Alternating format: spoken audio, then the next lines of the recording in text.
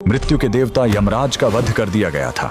जी हाँ, उस दिन मौत को खुद अपनी मौत देखनी पड़ी थी और उनका वध करने वाले कोई और नहीं बल्कि स्वयं कालों के काल महाकाल थे। सिर्फ अपने एक 16 साल के नन्हे भक्त को बचाने के लिए महादेव ने यमराज की छाती पर ऐसी लात मारी कि यमराज के प्राण निकल गए। कहानी शुरू होती है महान शिव भक्त ऋषि मृकंडु और उनकी पत्नी मरुदवती से। सब कुछ था उनके पास, लेकिन एक ही दुख था, संतान का न होना। उन्होंने शिवजी की कठोर तपस्या की। भोलेनाथ प्रसन्न हुए, लेकिन उन्होंने एक कठिन शर्त रख दी। उन्होंने पूछा, तुम्हें कैसा बेटा चाहिए?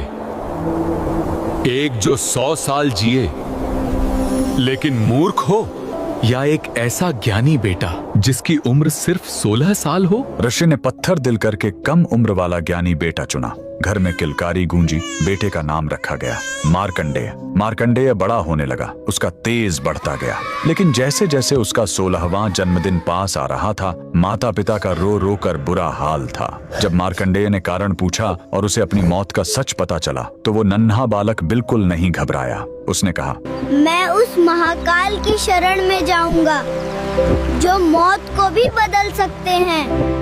वह घर छोड़कर एक पवित्र और सुंदर नदी के किनारे आ गया।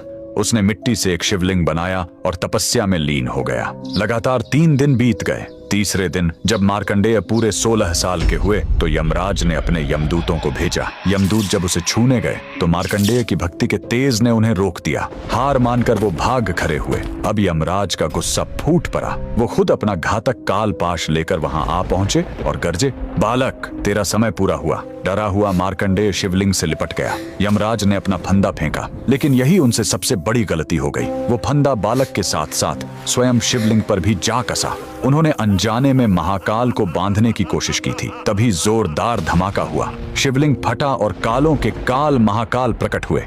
उन्होंने गरज कर कहा, मूर्ख, तूने मेरे भक्त पर वार करने की हिम्मत कैसे की? महाकाल ने एक जोरदार लात यमराज की छाती पर मारी और अपने त्रिशूल से वहीं यमराज का वध कर दिया। उस पल दुनिया से मौत खत्म हो गई। शिवजी ने मार्कंडेय को अमर होने का वरदान दिया। बाद में सृष्टि का संतुलन बनाए रखने के लिए उन्होंने यमराज को भी वापस जिंदा किया, लेकिन इस चेतावनी के साथ कि वो शिव भक्तों से दूर रहेंगे। उस महाशक्तिशाली महादेव के लिए कमेंट में हर हर महादेव जरूर लिखें।